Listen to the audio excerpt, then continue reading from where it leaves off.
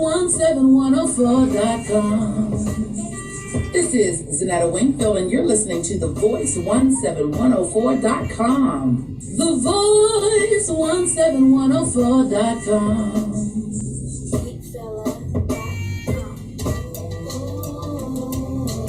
Welcome, my brothers and sisters, to the Richard James Show on 17104, The Voice.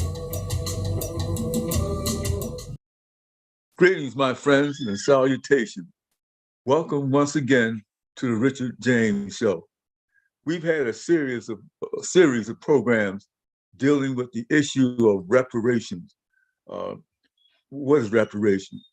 Payback, to make it simple, for the years, hundreds of years of discrimination, bigotry, and slavery that existed in this country. You know, in spite of that system, in spite of the fact that even the criminal justice system has been bent not toward justice, but toward because of all this. Because of all this, we've had to be strong. We've had to be sturdy, and some of us have made it and made it big in spite of the system. There's a gentleman by the name of Robert Smith.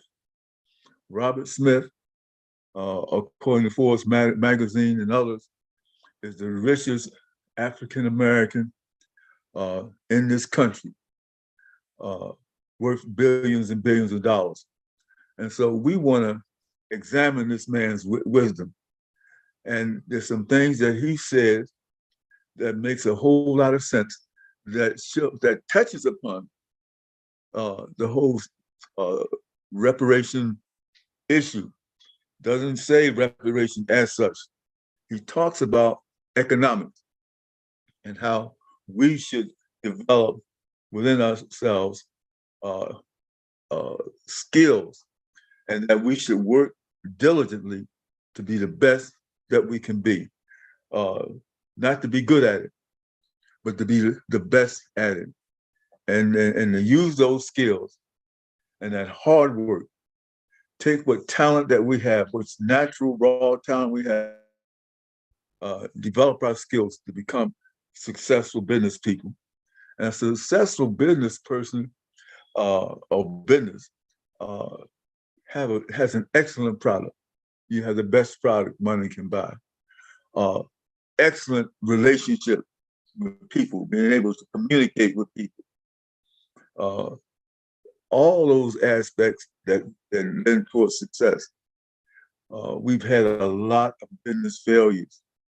One of the things that we have to understand, we as African Americans who want to be supportive of our small businesses, is that first of all, it's based on love. What am I talking about? Love. First of all, we have to love ourselves, think well of ourselves, and understand that the African American business person, we are that person. The African American business person, we are the same people.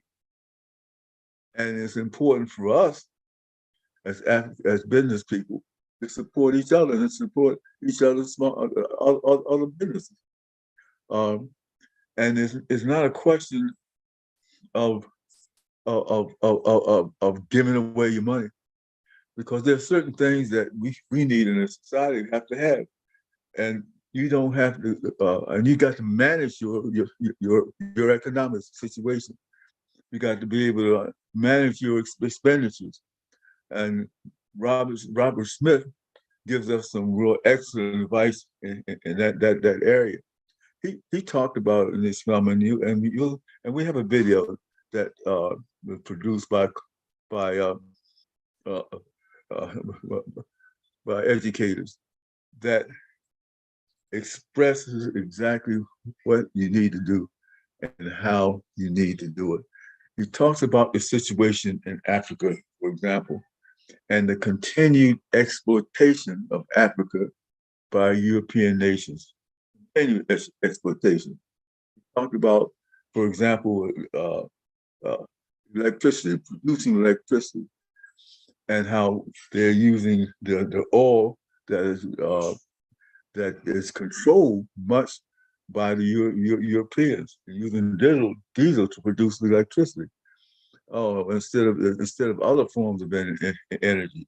Oh, it's a lot to it, and you want to take a look at it, try to understand it, and see what you can get out of it. But there's no question in my mind that due to the way we have been treated over the years, that this has to be some retribution. Uh, I take a look at my family. My grandfather, Richard James the first, uh, held was not a sharecropper. Not all blacks were sharecroppers. Matter of fact, not all blacks were slaves. My grandfather, according to historical records, owned 150 acres of land on the Hall Road uh, outside of Thomasville, Georgia, in the community called Spring Hill, 150 acres of land. This was his land. He owned it. He and his wife, Caroline Barnes James, owned that particular property. Uh, and they had problems with racists. As a matter of fact, they were attacked uh, by the Ku Klux Klan. And, and the way that turned out, my understanding, that they defeated the Klan. And as a result of that, my grandfather left Spring Hill, never to return, and perished in the city of Detroit, where he died in 1941, the year that I was born. But that land was there. Now, my father had left a wife and 7 children, and those 7 children had to pack up and leave the land and move in with his wife's parents. That they had a 40-acre estate there. So I'm telling you that somebody needs to pay. The descendants of my family deserve some retribution for land and the whole system of life was taken away from them. Taken away from them by racists, simply because we're black, and they felt that a black man should not own that kind of property. But we can go on and on and on and tell story after story after story where farms and land, particularly, have been taken away from black farmers. Also, where financial institutions are refusing to give loans and capital to these folks. So what do we need to do? If they refuse to do it, then it's up to us to form our own banks. And that's happening in some areas. It's up to us to pull together as one. Instead of denouncing each other, caring about each other, unity, strength, love, working together, learning the art of forgiveness, interpersonal skills that we need that will carry us forth and help us to be successful in whatever we do. It's very, very important. The community of Spring Hill is founded by several families, the Hopkins family, the James family, the church there, Spring Hill Missionary Baptist Church, and where my great-grandfather was one of the founders of that church, Reverend Adam James. It's there today. You should go by. It's a beautiful edifice, beautiful people. And if you want to worship with them, you can go ahead and do that. Also in Thomasville, there's a African American museum, Jack Hatley Museum, African American Museum, that has a historical uh, monuments, pieces, artifacts, that kind of thing, to portray a history of African Americans within the Thomasville area. Uh, some great men came out of that community. Some great women came out of that community. So try to take a look at it. But hey, let's go. Let's take a look at this video of Robert F. Smith, who is America's richest black man, a multi-billionaire. Let's take a look at it. Amazing, and I'm happy to be here. And it's my privilege and honor to introduce today's fireside chat. Just real quick on me, I'm a private equity investor from Chicago at a fund of funds called Muller & Monroe Asset Management.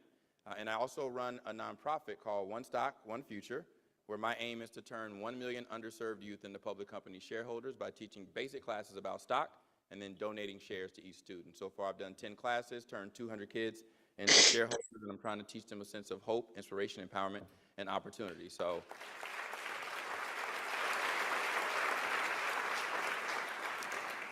today's fireside with the illustrious Robert Smith is going to be led by Darius Gant, who's a second-year Columbia MBA, and he is the first ever chairman of a business school conference. I thought it was chair, but kudos to you for taking on the chairman role for the conference. Oh, man. I actually met Darius in Chicago kind of randomly. I don't remember exactly how it happened. And then he started talking about wanting to get into private equity, and he's a CPA. So we were talking about unicorns a little bit earlier in the earlier session. So a black male CPA, believe it or not, is a fairly a unicorn. So I try to guide him along what it takes to get into PE, and also introduce him to Michael, which, as we all know in this room, is a key for black folk getting into Columbia. And I want to give Darius one more kudos for making himself the interviewer here, because, hey, if...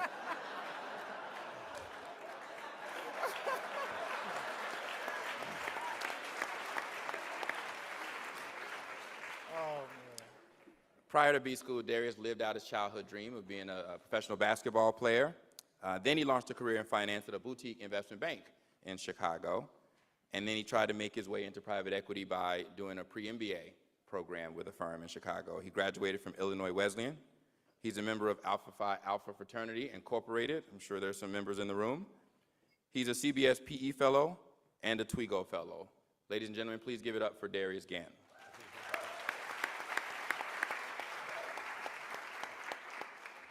Now, Robert Smith really needs no introduction, but I will try to make a brief and unique attempt at introducing this gentleman. You'll learn more about his background and board involvement and everything else, I'm sure, during the interview. But I will say this, Robert and I have actually a few things in common. I'm going to walk through a couple of them.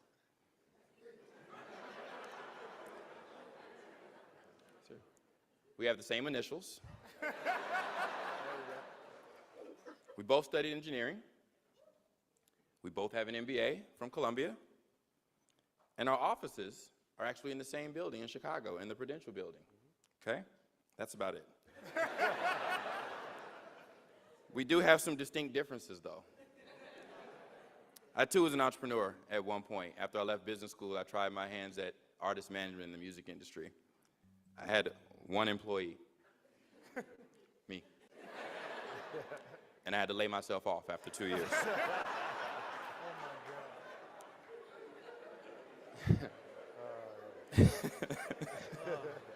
True story.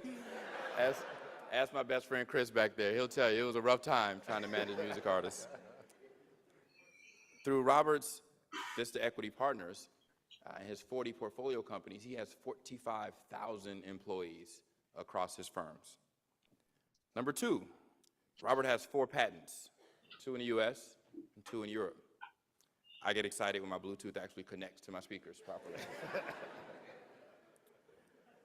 Vista Equity Partners, as of 12/135, manages $28 billion.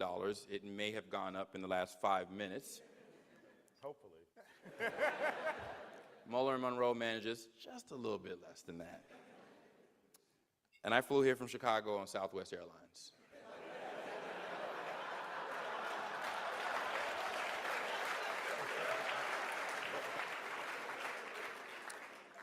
Robert flew here on Vista Airlines.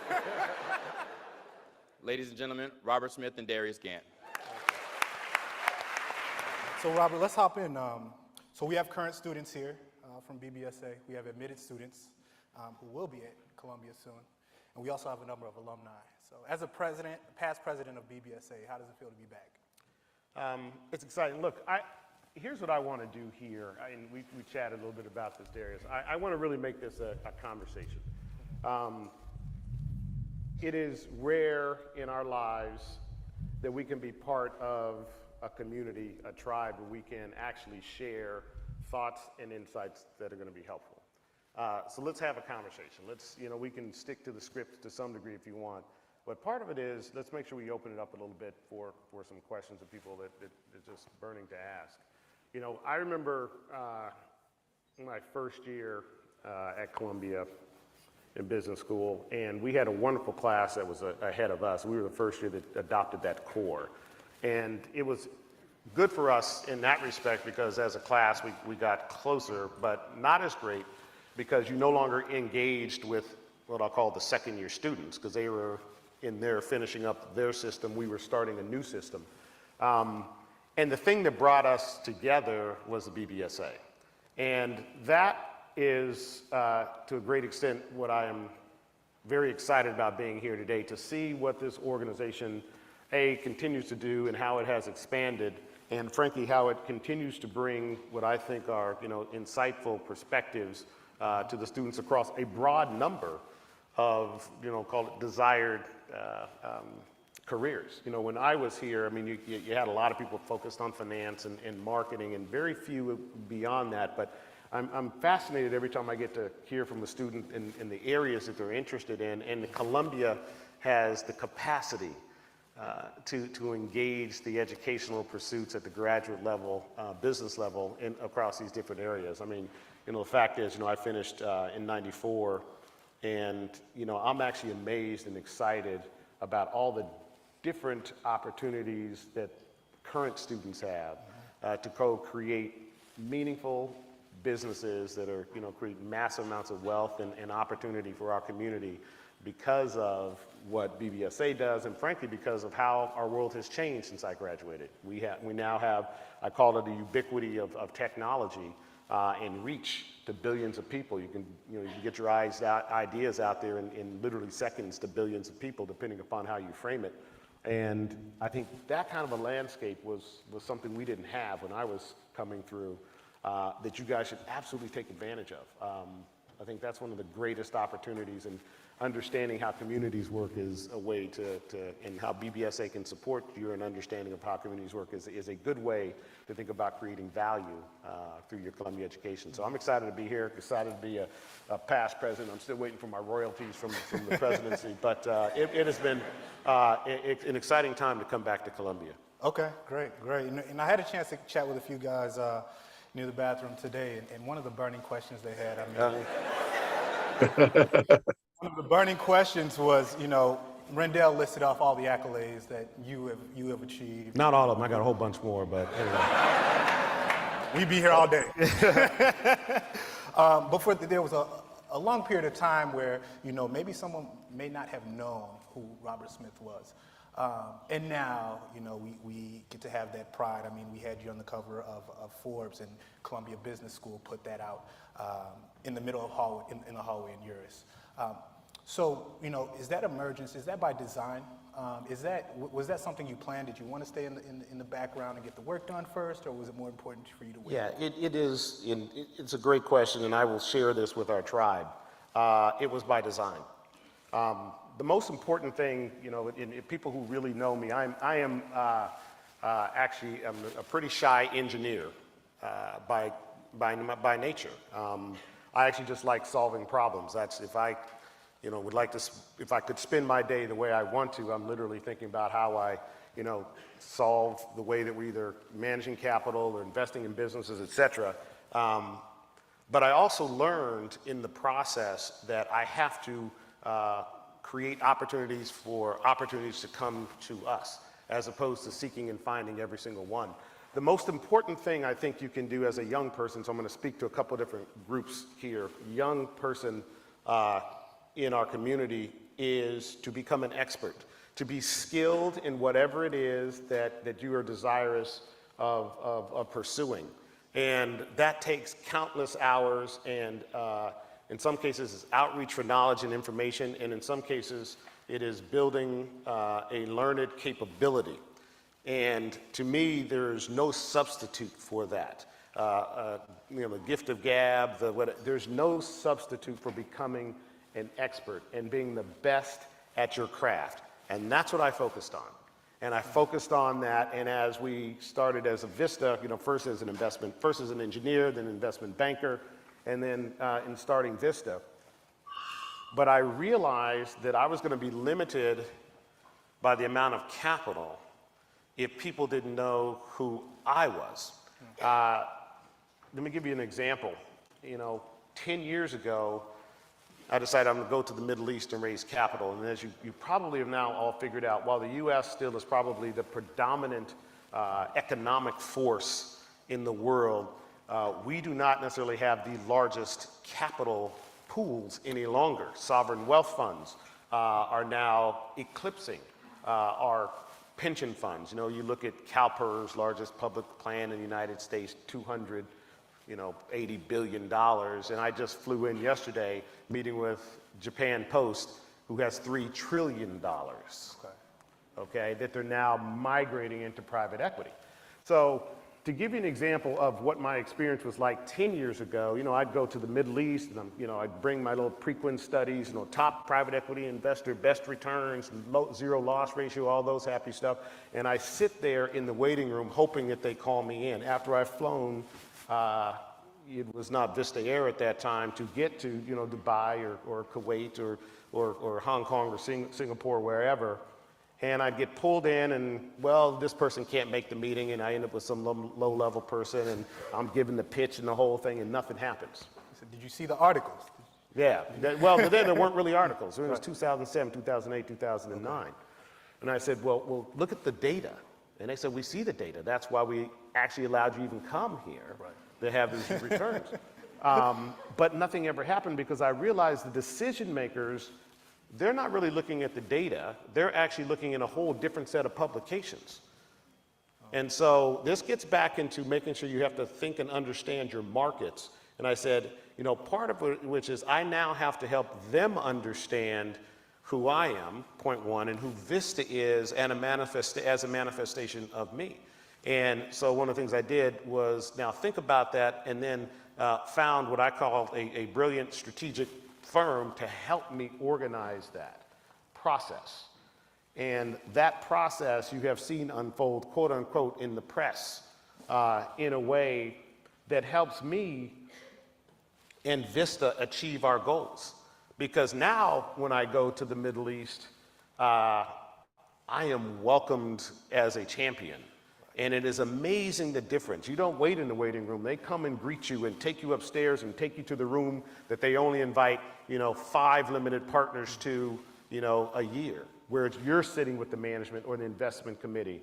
And you're not talking about your funds, you're talking about business and technology and, the economy. And from that, it creates a whole different level of relationship with that organization and a different level of funding.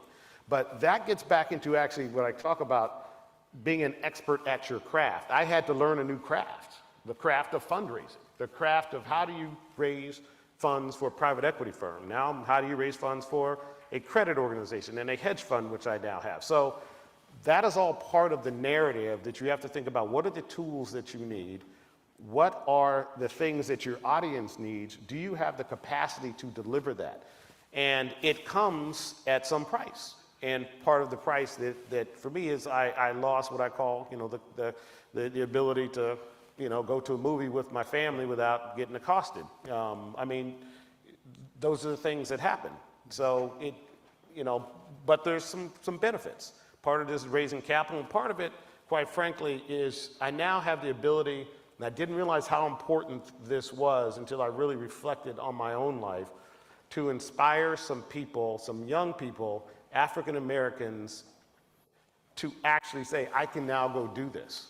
When I was growing up, there was one guy who I didn't know at the time I mean, listen, when I was growing up, there was only one engineer that I actually knew in my neighborhood, okay? And it turned out he was actually a draftsman, but we called him an engineer, right?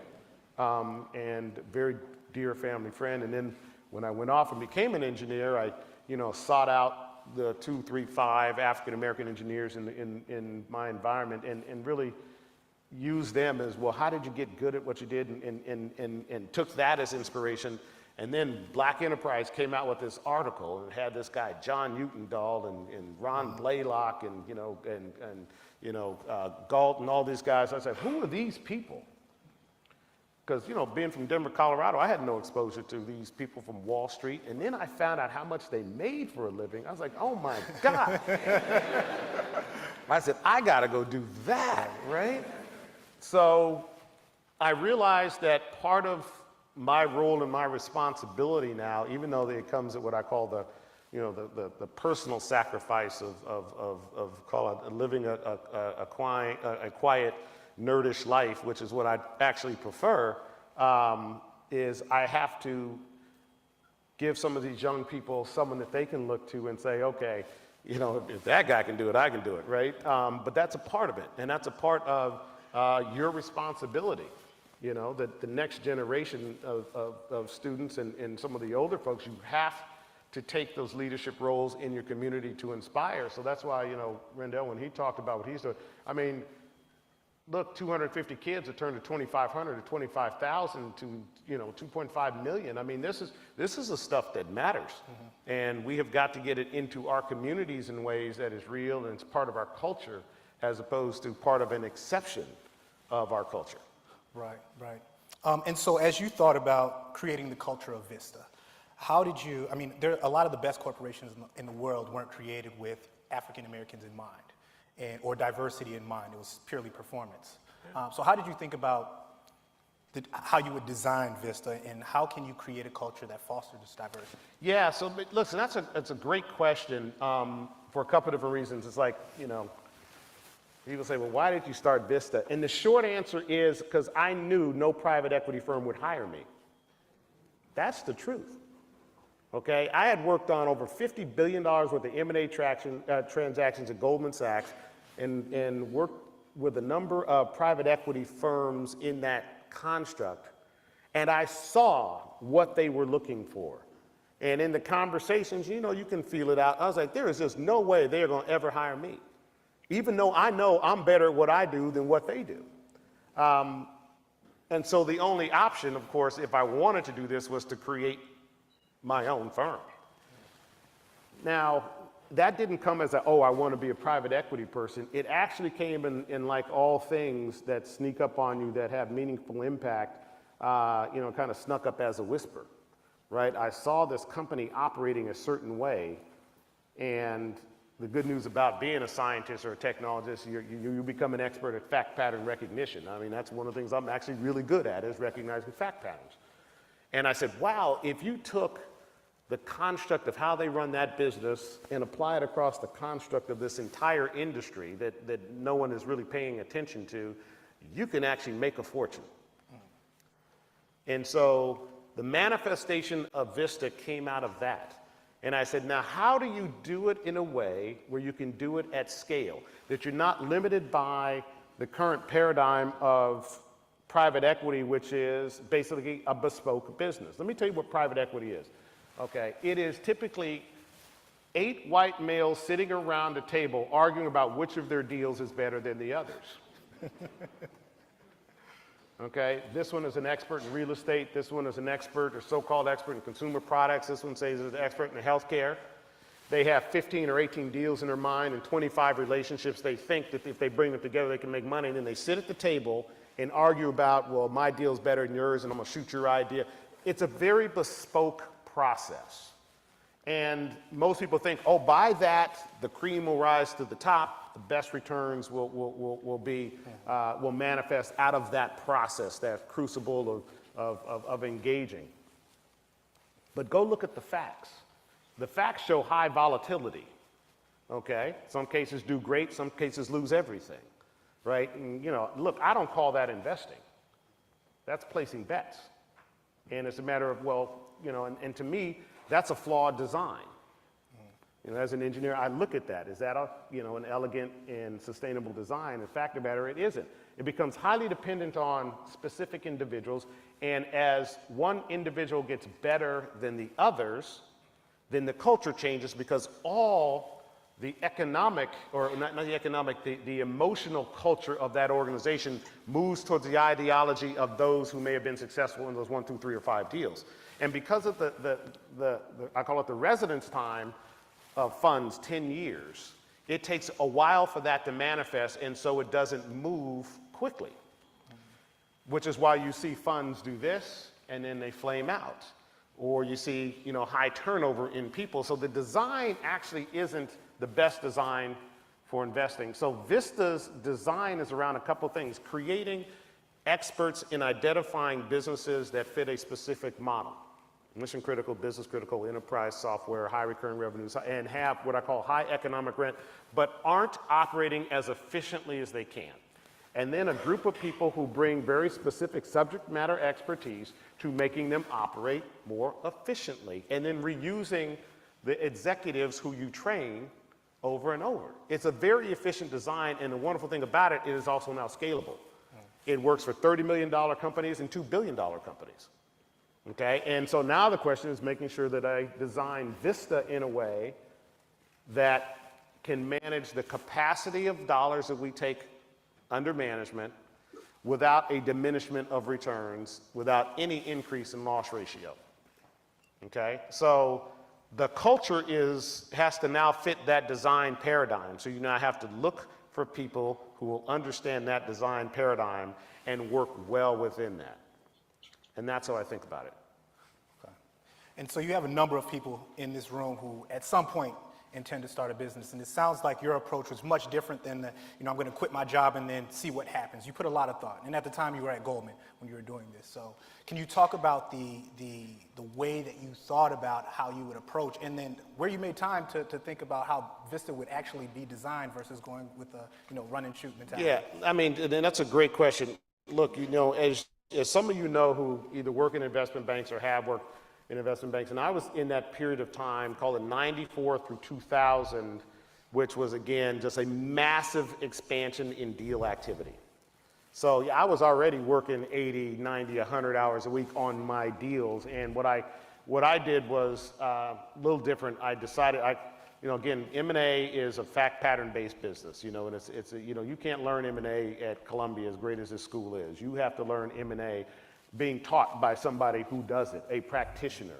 And you have to put yourself in a position where they are willing to teach you. And Goldman at that time, because of the way they were organized, had a team structure where you worked on multiple deals with multiple partners. You weren't attached to just one partner. Okay, so as a result of that, you had a chance to work on as much as you could handle, kind of point one. Point two, I focused on my early years in hostile raid defense. Well, why? Because a hostile raid defense is basically a sell side that's shortened. Something you'd sell a company in 9 months, you're now doing it in 9 weeks. So now you could become an expert and gorge yourself on the fact patterns of deals and deal construct, and then I created what was then called real life training, which was every Friday we'd bring whoever partners were in the office, and they'd go through the deals that they had worked on and what were the fact patterns. So part of it was skilling myself. So that was kind of the first thing. So if you are sitting in your organization thinking about going to do something else, you need to make sure that you are the best skilled in that organization before you do that, or you spot an arbitrage in the market that you can uniquely take advantage of over a long period of time. But the first thing is you've got to have those skills. I mean, you can say, oh, I'm going to go figure it out, but I think you should figure it out before you leave. And have a very specific design in mind where you can take advantage of that arbitrage, and I like to say not measured in years, but measured in decades. Okay, and then one of the most important things which I learned in chemical engineering is you have to keep the ignorant uninformed. Don't tell everyone how to do it. If you spot that arbitrage, go do it, and then build systems and barriers so that not everyone can come into your marketplace once they realize that you're making a fortune in it. Okay? Right. So, I mean, be thoughtful about it. You know, people have put barriers to us for hundreds of years, and they've been thoughtful about it. So be thoughtful about creating an economic opportunity for yourself and for your community where you can sustain that advantage. We do some things in our communities that no one does. We got the brilliant Will Packer here, who is brilliant at what he does. The question is, we let too many people copy what he does. The industry is set up for taking brilliant talent and exploiting it. And part of what we have to do as business students is think about how do we keep that exploitation from happening for as long as possible. It's going to happen for as long as possible and inure the economic benefits of that opportunity into our community. That's the key. Okay.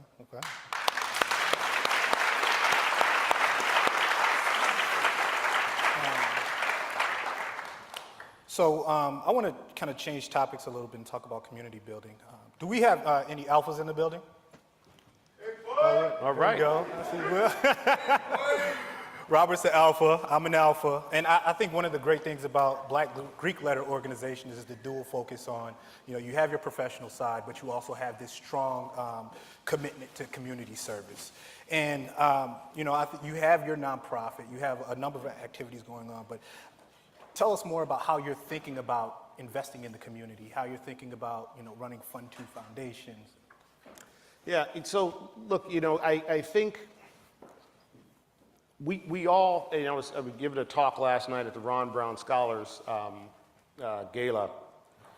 We all have a role to play in our communities. Not all of us are going to be able to operate as business people and create and drive financial and economic wealth into our community. So you have to think about, how do you drive scholarship wealth into our community and what I call diligence wealth into our community and grit into our community, right? So that our young people know that you have to stick with something and sometimes far longer than you want to in order to accomplish what it is that you said that is important to you. And so part of what we have to do, and I address this audience in particular, is to drive examples at those different levels. And I'll talk to how I think about what my highest and best use is as Robert Smith, a business leader, as Robert Smith, a philanthropist. But part of what you really have to do is think about what is your highest and best use, okay, in giving back to your community. Sometimes your highest and best use is making sure that the kid across the street or next door has someone who reads to him every night or every afternoon or works on math. Sometimes that's your highest and best use. And sometimes that may be the highest and best use for you to encourage your neighbors or your kids or your nephews and nieces to do that work. Because if that spark doesn't happen then, they won't be in here with the ability to actually make that flame burst, right, into an inferno of opportunity, right? So that's the first thing. You have to be very thoughtful and conscious about what is your highest and best use. And I've always thought about that. At Alpha Chapter at Cornell, one of the things we did was we had a tutoring program for Ithaca High School students. And yeah, we had some great parties on Friday night. And Saturday morning at 9 o'clock, we were there, sometimes 8 o'clock, because some of these kids had to work, sometimes 7 o'clock. And yeah, we didn't sleep all night sometimes, but we were going to teach these kids math, okay? And we were going to teach them science. And oh, by the way, as you become an upperclassman, you're going to teach some of the freshmen and sophomores. So, I mean, you didn't get paid for any of that, and we would stand, with the shield in front of us and say, guess what? We're doing this because this is our community service. But we also knew, because of the diversity of where we had come from, it was somebody who did that for us.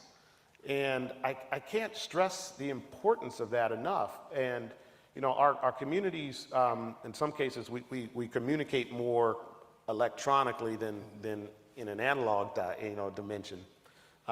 It's important that you all as leaders, take that back to your communities in the right ways. And sometimes it's the community of your family. And if you get to just your family, that may be enough. But, you know, beyond that, you know, start to touch these young people, I mean, really young people, to create some sparks of you know, scholarship and grit and stick-with-itness. And so to elevate now to how I think about it, you know, again, getting back to, you know, who I really am, right? I mean, I like to do things in these elegant designs, right? And they have to be at scale, and they have to be meaningful. And so when I think about some of the stuff we're doing at, you know, Carnegie Hall, we're getting to now 400,000 to 500,000 kids a year. We're going to get to 5 million kids, bringing music and music education back into their lives. Because when music education got wiped out of the public school systems, it hit our communities disproportionately, like 100%.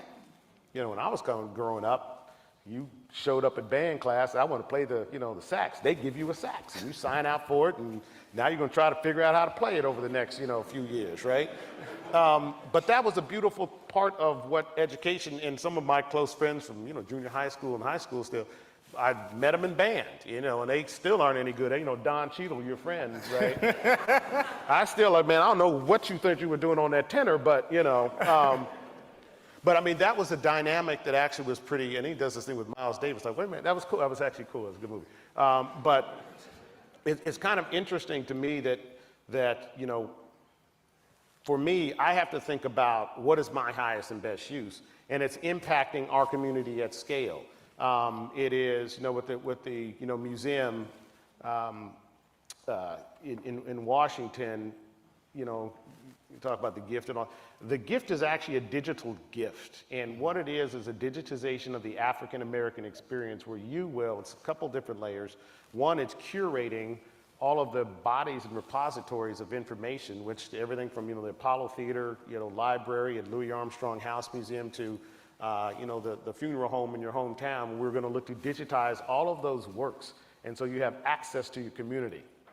Okay. The second piece is actually training young African American history students to become curators, and the third is a community curation project where you'll be able to do it in essence with a smartphone, and so you can go to your grandmother's house and digitize that entire repository of your family history. Now becomes a part of the fabric. So I can figure out, you know, and trace my family back and look at pictures and experience through, you know, artificial intelligence ultimately as we lay this out, you know, start matching where my family came from and who we're connected to. Because look, the history, your history, without your history, in some cases you don't have a place to stand, right? But once you kind of got that in place, now it's where do you elevate from? So the next levels of my giving comes to music education. I think music education is you know, I look at, you know, I go and sit down with my executives, and every year when I sit down with them, I ask them, okay, how many of you played an instrument or play an instrument? And usually 2/3 to 3/4 of them raise their hands. You know, I am convinced, and there's studies out there at lesser universities in Columbia that show that, you know, cognitive development actually comes from music education, right? And so we got to get that back into our communities on that side. And then the third piece is I focus a lot on STEM education programs. These are what I call the on-ramps of opportunity. And many of you have heard me talk about this. You know, it's the first time that, you know, we have the opportunity to create wealth in our community without having access to traditional resources of land or access to capital or, you know, water or owning people through the development of software and technology. But look, if we don't skill our people and train our people in STEM education, we won't have the economic uplift. So I focus on how do I get, you know, like Christine here has a wonderful organization. You know, we talk about it all the time. It's like, how do we get not 20 or 200 or 20,000, but 2 million African American students programming every single year for the next 10 years? I will guarantee you with the creativity in our community and the brilliance in our community, 20 years from now, we'll be looking at 50 wonderful technology companies that are run, owned, operated, or developed by African Americans. But if we don't get them on-ramped, right? But if we don't get them on-ramped, it won't happen. And remember that arbitrage that disappears over time? That opportunity, it will be gone. That leveling will happen, and we will not have participated in the greatest wealth-creating opportunity in the history of this planet. You look at the top, the wealthiest 10 people on the planet, and they say, have more than the other half. 6 of them made their wealth through technology. Yes. I will guarantee you in the next 20 years, take that same list, it's probably going to be 8. The question is, how do we get a part of that wealth? And I will tell you, it is more likely through technology because none of us own large swaths of land any longer, or did. You see what I mean? There's certain parts of Africa where they can actually take advantage of the resources, but I can tell you, China and other nations who don't have those resources have already gone in and bought forward contracts for decades. So it's going to be hard for them to actually maintain ownership of those physical resources. So it's the intellectual property resources that you have unique dominion on. And it is now an opportunity to take that dominion and transform it into an economic opportunity for our communities. So that's what we have to do, and that's what I focus my philanthropy on. And it sounds like a lot of what you're getting at is the whole idea of taking advantage of the fourth industrial revolution. You got it. And so you mentioned, in terms of educating a population to take advantage of that, I mean, we have Christina's business who is educating a group of people to learn how to code, learn how to program. How do we do it on a mass scale? It is like all things, you have to first start with the kids and teach them math and science and help them understand, the fact that there is a ubiquitous, I'm going to say, computing fabric that is available at the public library, okay? I mean, cloud-based architecture and computing has revolutionized access to computing. When I was coming up in Bell Labs and places like that, you'd go sign up for 30 minutes of computing time. And then 30 minutes later, somebody tap you on the shoulders, you got to go back outside and sign up again. Okay, now you got more computing access on your smartphone than we ever had for decades. So we've got to teach these young folks first the access, understand what it is, what is the fabric, how does it work?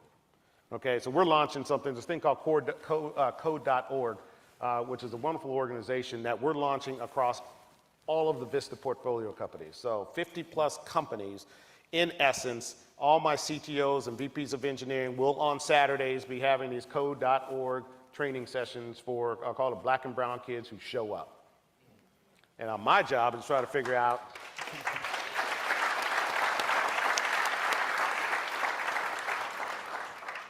how we excite this community to make sure that they do show up.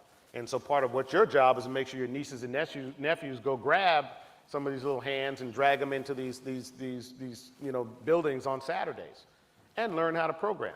Okay, you gotta first get on the on-ramp, right? And like all things, there's a winnowing down, but we gotta get just critical mass. But it's even more important now because the world is changing. No question. The same jobs that are here today won't be here tomorrow. There's no question about it. And if you don't understand the basics of that infrastructure and architecture, you surely won't understand how artificial intelligence is gonna change all of it. You see what I mean? So, and now the thing is, you got to also realize there's an acceleration dynamic to this as well. It's accelerating faster than it ever has. So the urgency has now been heightened. And so you got to get to this now, like today, if we haven't gotten to it yesterday. And so that's really what the challenge is. And the interesting thing is there is a huge gap of job availability or opportunity over the next 20 years versus the number of people who are skilled. The real question is, can we get our community into that body of folks who will fill that gap? And if we do, I will guarantee you it's going to change our economic dynamic for generations to come. Hi, Robert. Hi. I'm Lisa Bowman. I'm an alum from Columbia Business School and currently work at BlackRock in institutional sales. As you've talked a lot about your business and your interests in things that you do in technology and the ever-changing landscape, can you talk to us a little bit about how you think about expanding Vista and the human capital that you need to be able to continue to grow and evolve, and what's important to you in that light? Sure. And not giving away too many secrets about where we're going. Because, the fact of the matter is everyone who is an investor in private equity is now looking at Vista. And look, there's some wonderful things that come out of being really good at something. and it's interesting when I meet with some of my LPs or some other GPs, they're like, man, if I go into another meeting and if I hear this is a gold standard, I'm going to throw up. I say, I hope you keep throwing up. But, you know, with success, of course, will come, you know, imitation. And like all things, you know, I chuckle when I sometimes hear, oh, well, they've adopted a Vista playbook. Let me tell you, that's something we did 10 years ago. We are in a completely different place now. The evolution of the model is around, as I think about it, you know, it parallels to some degree where my business is, which is software, where our industry is. You know, we have to evolve such that we provide very critical insights as to how specific industries evolve.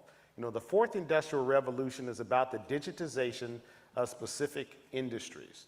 You know, if you're making, you know, solenoids, how do you take a part and make it digitized? If you are in an insurance business, how do you digitize the insurance business? If you're in the banking business, how do you digitize your banking business and use that data and you know, derive cognitive solutions around that data that now change the dynamic of where your business goes? Well, that's where Vista is now, okay? How it manifests is through what I call the organizational design that we are working on today, right? And, you know, our organizational design, 4 years ago, I started a group called Vista Data. Don't tell anybody about this. We now call it Vista Intelligence Group. And basically what we do is we look at what I call the artisaning data across every one of our portfolio companies and evaluate how do you take that artisaning machine language, you know, machine level data and create, first of all, analytical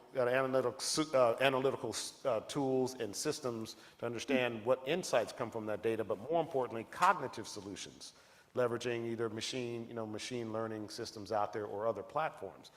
I will guarantee you there's not a private equity fund in the world doing that. We're doing it en masse. So what does that require? It requires a human resources component that understands that. Okay, this isn't back in the day where I need somebody to do some models and, you know, look, we can, okay, I'm Excel. This is where this business goes because like anything else, our business will become leaner over time because the efficiencies are heightened just based on the fact of how we approach our business. The private equity business will go through the fourth industrial revolution as well. There will be fewer firms that will be bigger. Understand that. They're going to be more capable. They're going to be more diversified in some respects and highly specialized at the same time. That's where our industry is going. What we are doing is making sure we are on the front edge of that. Most of the private equity world, from what I have seen, have not woken up to that yet. So don't, you know, you private equity people, I don't want to be hearing this in the It's going to be a while before they wake up, and hopefully they wake up after they see we have been wildly successful at it. It's the reason that I just spent the last 5 days in Asia, because in these pools of capital, they have to digitize their industries because of size and scales in ways that, you know, you probably, if you haven't been there, you know, you can't imagine. And they are saying, well, who are the leaders? And they're looking to us. We are now getting these calls and saying, can you help us not just in delivering our capital, but using the asset base, our portfolio companies, to digitize entire industries and entire economies. That's where we're going. And I need a capital base of people who understand that. Lovely necklace, by the way. Well, thank you, sir. Yeah. Thank you so much. I'm Amy Hilliard, and I am just amazed at what you have done, and I want to thank you personally thank you. for your contribution to the museum in Washington. I had the opportunity to be there just a few weeks ago as part of Howard University, and I encouraged everyone here to go because I was on a panel this morning because of the resilience that is in our DNA, Right. that exemplified. And as part of Howard and as part of what you talked about on the on-ramp of opportunity and getting more of our community to understand that, I am going to talk about the on-ramp of opportunity to align you with Howard. Because of what you're doing in STEM and what you're doing with the coding. You may have seen the Google alliance with Howard and Howard West that was just announced. If I may take the on-ramp of opportunity to align you with Howard and our president and what we're trying to do, may I connect with you and connect you with our You president? can. I'm actually coming down to see you folks, I think soon. I got a couple of invitations. It's a cousin, Gary Harris, who runs the Department of Engineering there. So All right. he has been reaching out, saying, come on down, so I'm coming on down. Well, I'd like to And align this you. is, this is a classic example. So Gary, just so you all know, Yes. he was at Cornell. He was one of the few black engineers that I knew, and he got his PhD in gallium arsenide, which is a technology for semiconductor manufacturing. And it is those sorts of people who now lead an organization there at Howard that are educating that next generation of engineers. So, Well, we have the most PhDs ever that come out of an institution, but I'd like to connect you with the president as we go Happy to. into our 50. that was not a question, 150th. but I'm happy to do it. It wasn't a question. Well, thank you very much. I think that Good afternoon. I think that we're going to move forward. Uh, uh, I'm sure you got something out of that video. This man is the richest African American in the United States of America. He's worth how many billions of dollars? I'm not completely sure. I heard someone say 3 or 4 billion. That's it's much, and I heard someone say 28 billion. I don't know how much he's worth, but he's a self-made man. He's a brilliant man, and he leaned toward hard work and said being the best of what you are. You also heard him talk about commitment and giving back to the community. Critically important. He's a 4th generation African American family in Denver. Been there a long time. So if he's been there a long time in Colorado, he's dealt with some issues there. Really important. So when we look at reparations, giving back, making sure that we are where we need to be going. That's one thing. It's not a charity kind of thing where you just giving away stuff. That's not important. What is important is having the opportunity, being access to capital to be able to move ahead. But wherever you are, basically change, building, being successful starts inside of you. And feeling good about yourself, trying to be the best of in what you are, that is all critically important for us to do. Yes, I do believe in reparations, but I believe in self-determination even stronger than reparations. And some folks said maybe I'm a little bit too strong for that. I'm not too strong for that. It's important that we have to work within ourselves. It's one thing to someone to give you fishes, that's the expression, and it's one thing to learn how to fish and get it for yourself. Because the ability to do stuff is deep down inside of you. And I feel my religious belief is that we all were put here for a purpose and for a reason.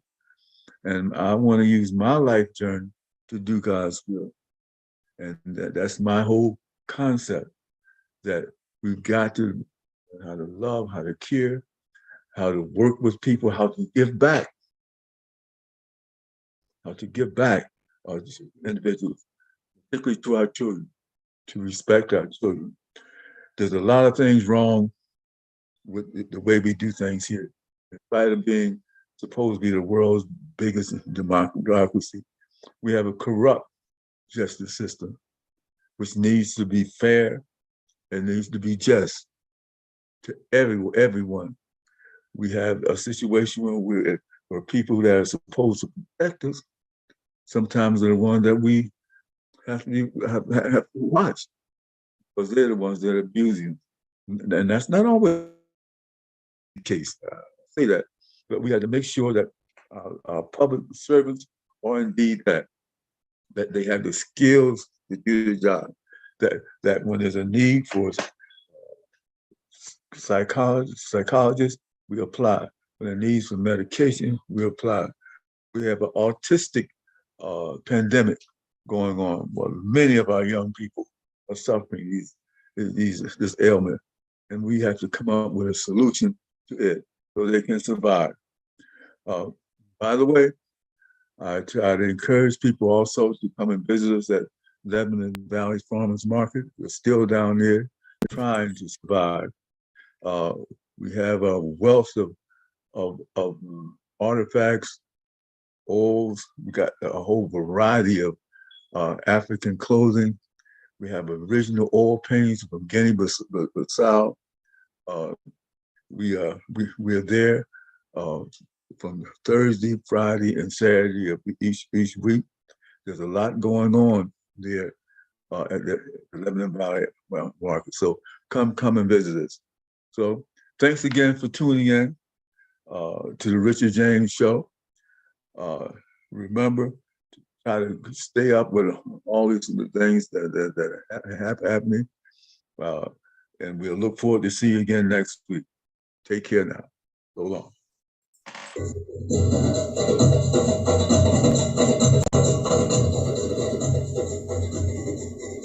Thank you again for tuning in to the Richard James Show.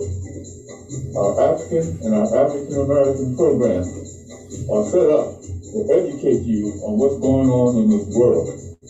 We thank you for taking out the time to listen. Let us hear from you sometime also. So this is your neighbor and your friend signing off. Until I see you again next week, and hear from you again next week. So long. God bless.